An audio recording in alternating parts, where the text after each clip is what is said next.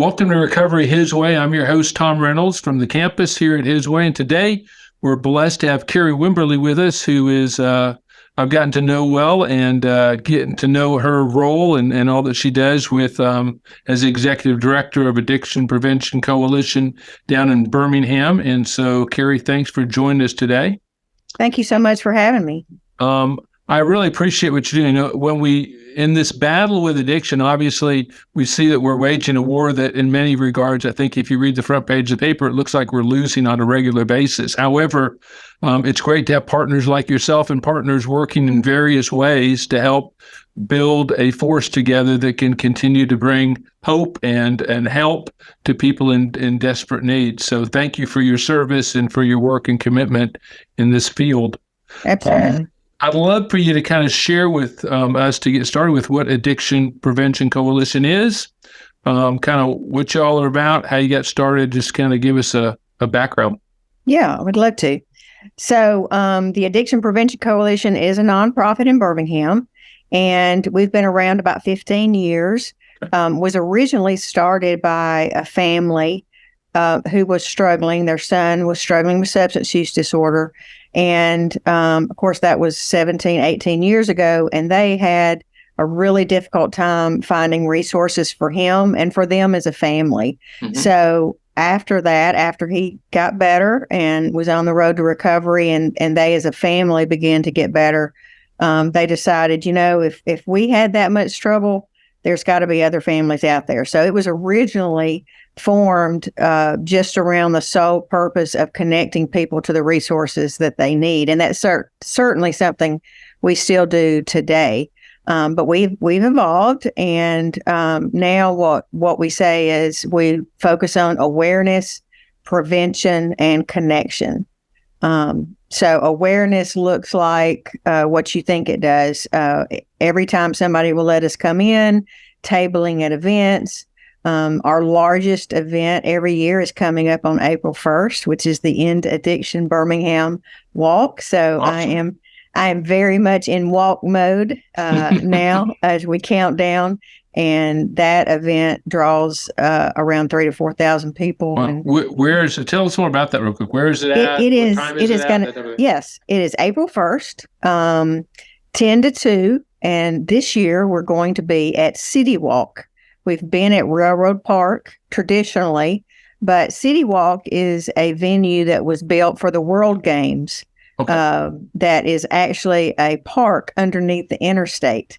Oh, and wow. So it's a lovely piece of landscape, and people, it's very positive. There's a skate park and a dog park and pickleball courts and all kinds of things. So we've moved to that location, the amphitheater location, which is right behind the BJCC, the convention center. Right. And the event is free. If you want a swag bag, you need to register, or we will be selling those day of.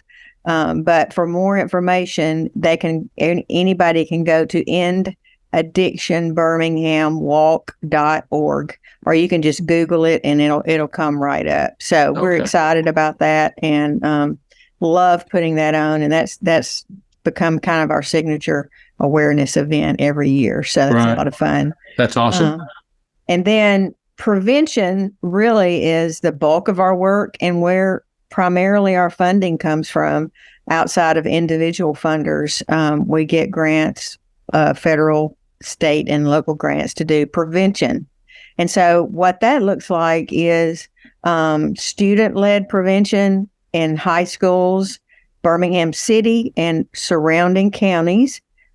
We have prevention groups in those high schools that are student-led and adult supervised. So those kids are coming together in their group time, in their time before and after school, and we bring leaders from those groups to our office once a month, and we take them to Ohio in the summer, and we train them on certainly drugs and alcohol information, but also on leadership skills, how to lead those groups, and also how to present in their schools. So it's kind of a leadership opportunity for them. Awesome. Yeah. But also the kids, listen to each other a lot more than they listen to us at that age and stage. So we're equipping them to have really good conversations with their peers, and then training them on mental health first aid, so that if they see their peer in a mental health crisis, they'll know what to do. So we love our students and love to do that. But we also do. Go ahead. Well, how many schools are involved in that type of thing? So we're actually in 12 schools. We've got 4 others that are in process right now that we're bringing online. So before pre-pandemic, it was 20. So we're in a rebuilding phase there, right. But they come and go depending on sponsors and Is this high school? Is middle school? These are high schools. Okay. High schools.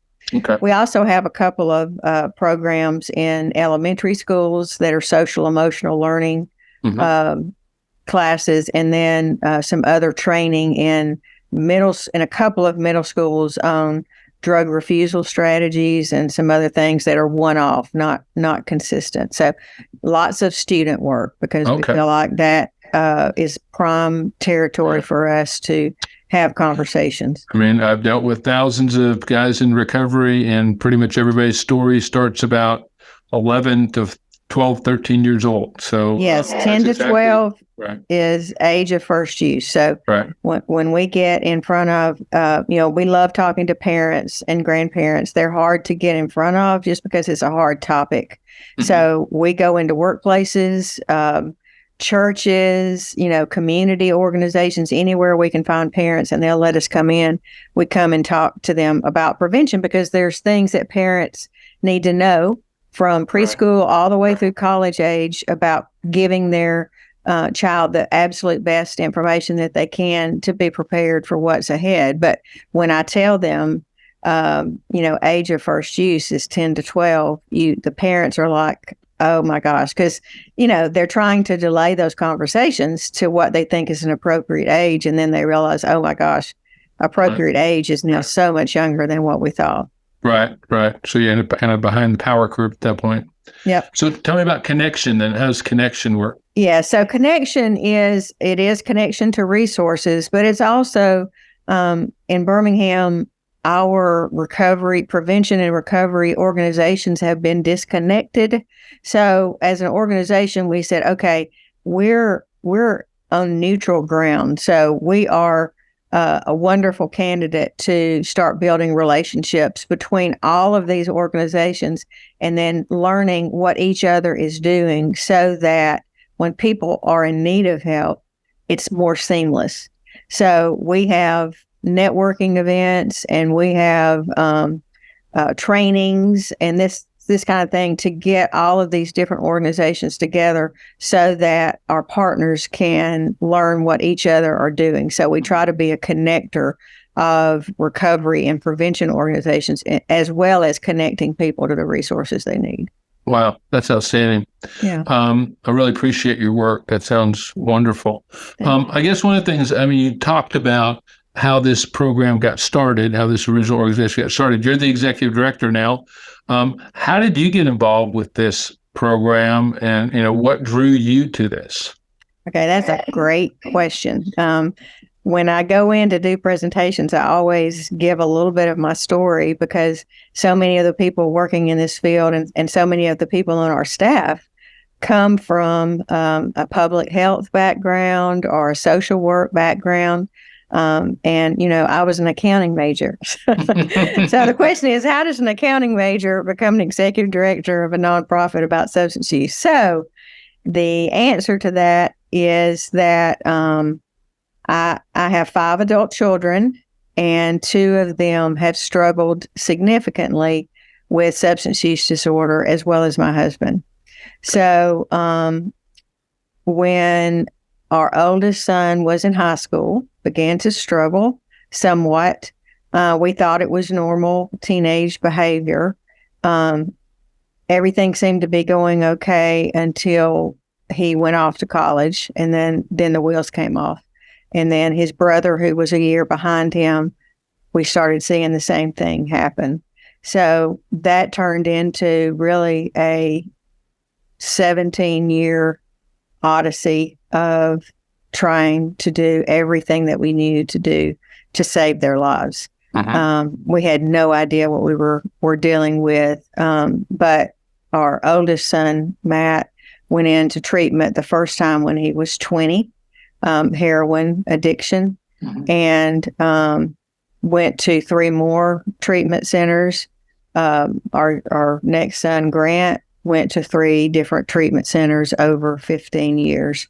So that was a terrifying journey as a family, because, at the beginning we thought, okay, you do all the things you do as a parent to try to motivate them to change. And there was so much I did not understand about addiction during that time, because I thought, well, if we remove enough things, they're going to be inspired to, like it was a choice, and at the point that we were doing all this scrambling and threatening and, going to every counselor that we could find, looking for the silver bullet, it was no longer a choice.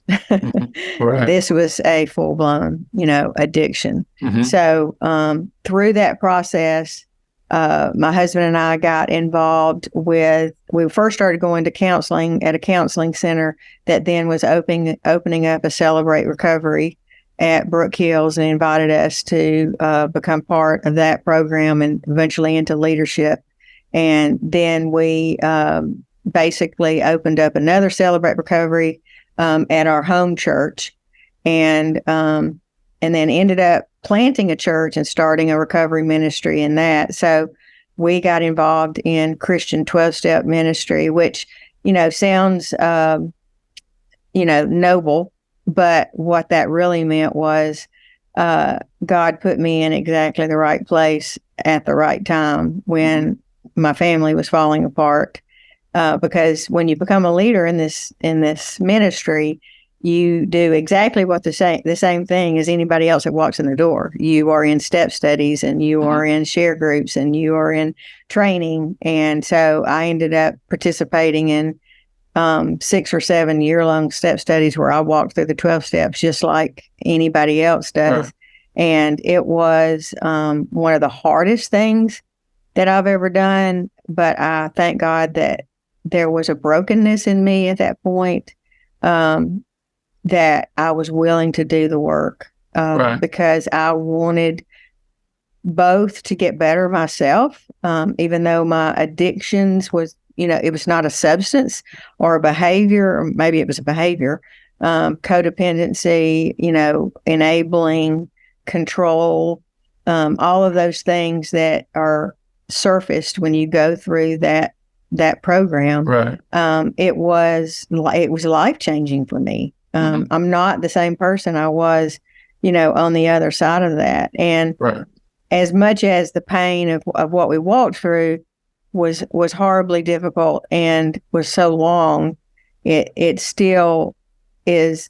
I mean, I will never say I'm so grateful that my sons, struggled so, because it was so hard, but I am grateful for what came out of that. And so I found myself in a place where the church I was a church administrator for 8 years at a plant that church ended up closing, and I found myself looking for a job, and there was a job opening at the Addiction Prevention Coalition, director of operations. And I was like, oh my gosh, how cool would that be if I could actually go and do, and my day job is what my night job has been for 15 years. So, so they hired me, and then I stepped into this executive director role about 2.5 years ago. Right. One of the things I appreciate about what you're sharing, I'd like to kind of look at it a little more deeply, is, I mean, for a lot of people, your sons going through the trauma that they're going through, you're trying to get them help. You're trying to get them in recovery. You're trying to get them in programs, residential or outpatient or whatever you're doing, because it's their problem, right? It's their issue. It's their thing. In the meantime, your responsibility is, to keep paying the bills and keep taking care of the rest of the family, and not to abandon your other 3 kids that are doing fine while this. So I think it's interesting that you talked about that you went 6 or 7 years through all this process, that you're explain that maybe more deeply for us. To how does you going through something really impacting this process for your sons? Well, what I came to understand was that recovery is a family process.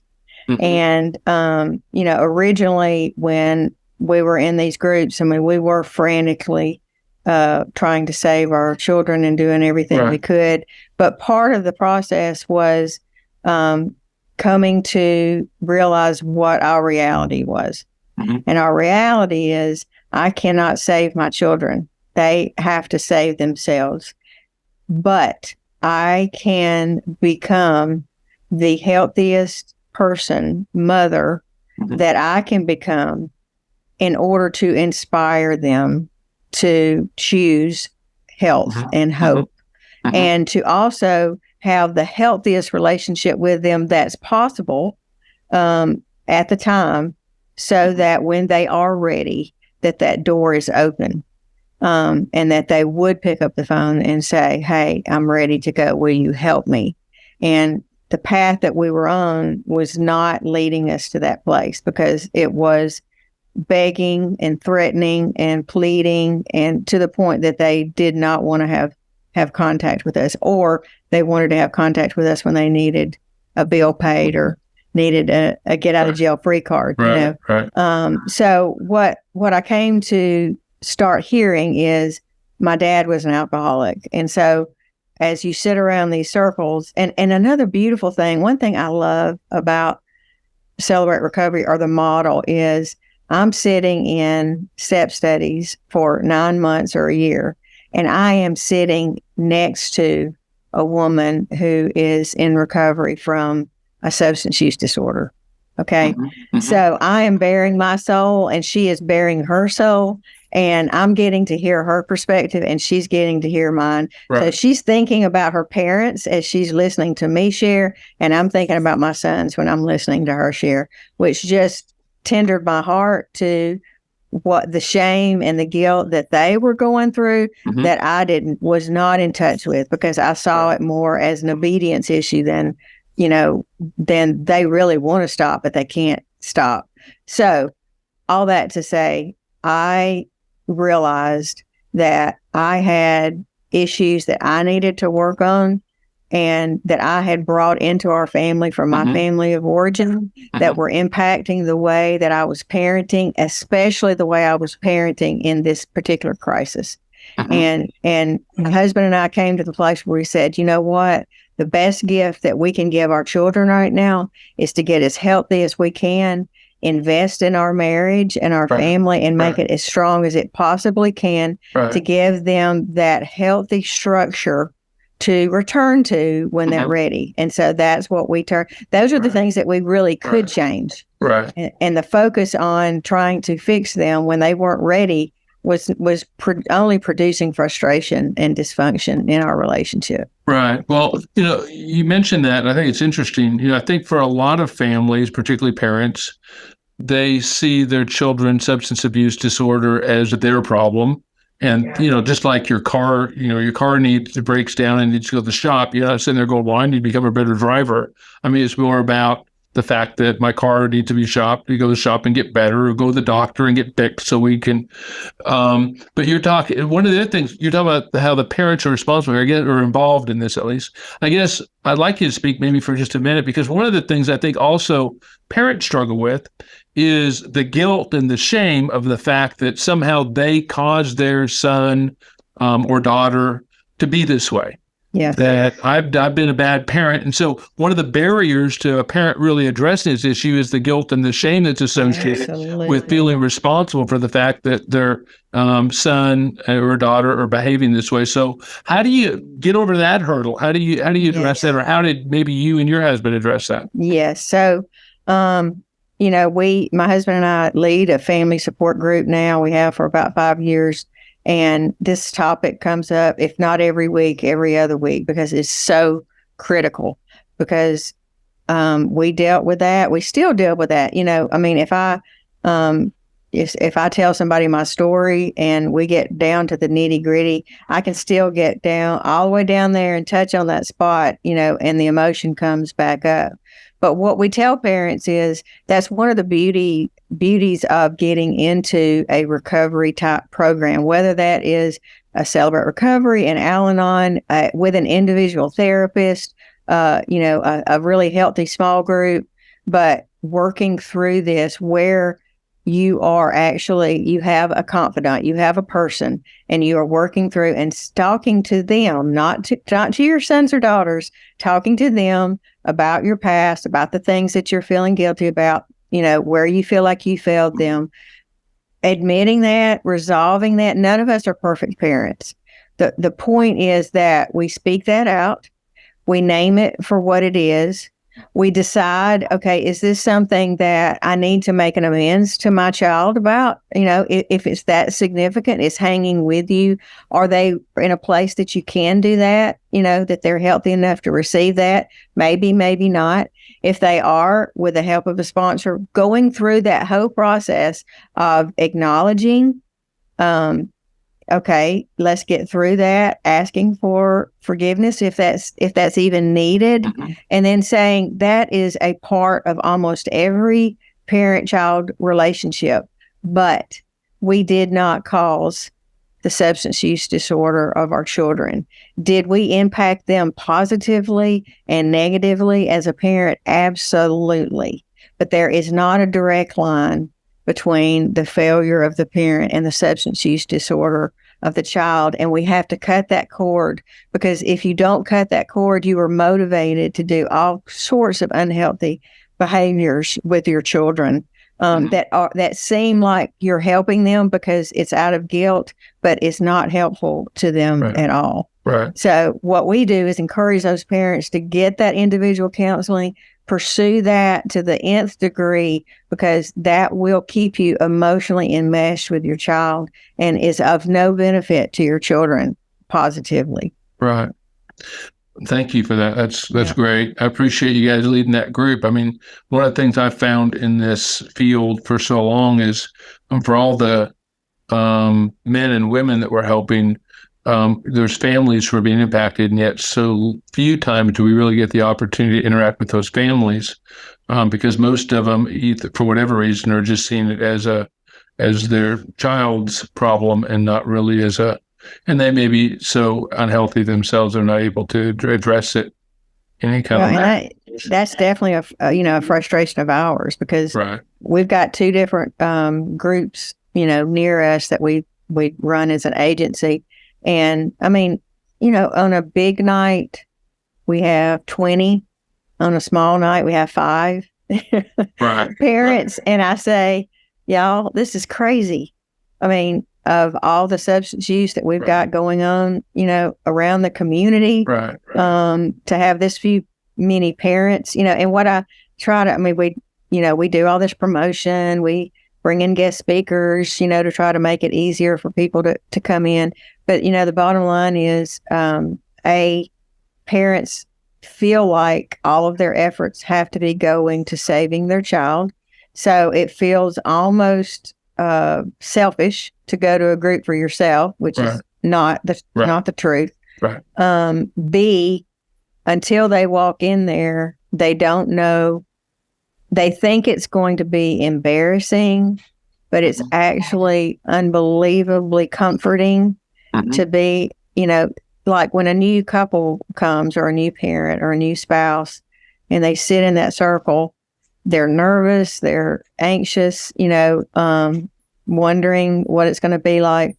And honestly, when we go around the room and just introduce ourselves and tell what brought us here, you can see the shoulders drop, like it just falls off of them, because they realize, oh my gosh, for the first time, maybe ever, I'm in a group of people that totally understand what I'm going through. And I don't have to make believe. I don't have to change my story. I don't have to figure out what I should tell, what I shouldn't tell.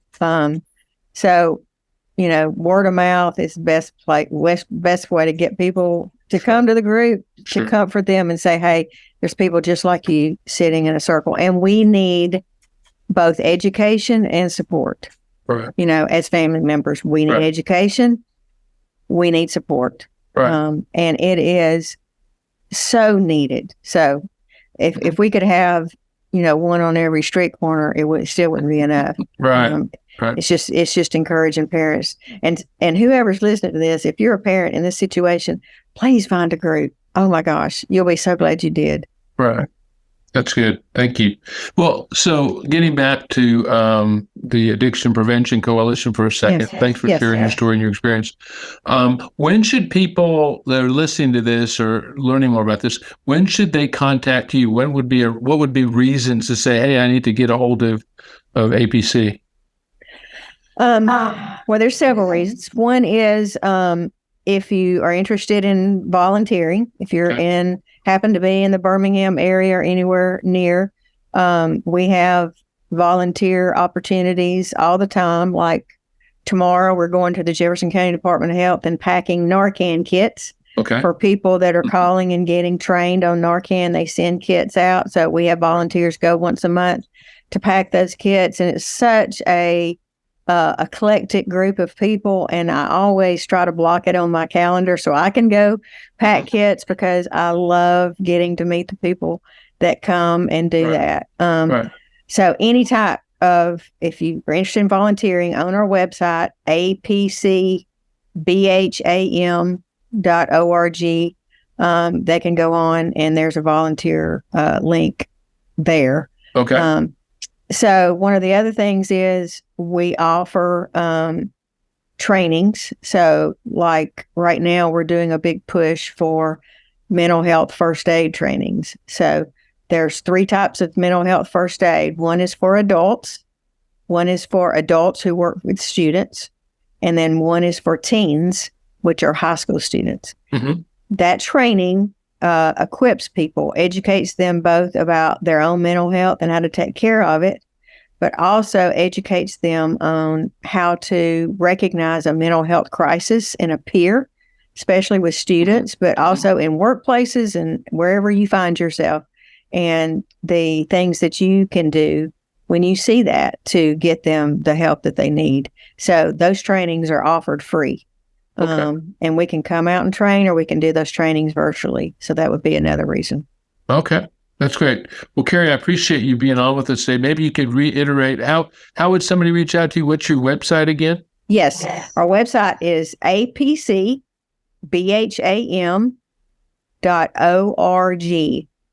And they can connect with us there. My email is on there. Our telephone number is 205-874-8498, and they can always call our office and we can talk to them. If they're in the Birmingham area and they need help with some resources or with family support, if they want to help with student programs or anything that we're doing, we'd love to talk to them. Okay. Well, Carie, thank you very much for taking your time. It's great to visit with you. I appreciate so much your work, and I appreciate your journey. I appreciate your story and your family. I know we didn't really get to it, but I'm assuming by what you're telling us that everything's going well with your family. Yes, thank you. We had a sober Christmas this year, the first one in 20 years. So That's beautiful. We're very, very excited to be back together as a family. Great, Very grateful. great. Yeah, I love those stories. Well, thank you, Carie, and have a great spring. And hopefully we'll get the chance to visit and talk some more. Have Thank a great you so much. event in April. That'd be Thank great. Looking you. forward to Thanks that. for having me on. You're welcome. And thanks for watching Recover His Way. If you'd like to know more about His Way, you can check out our website, hiswayinc.org.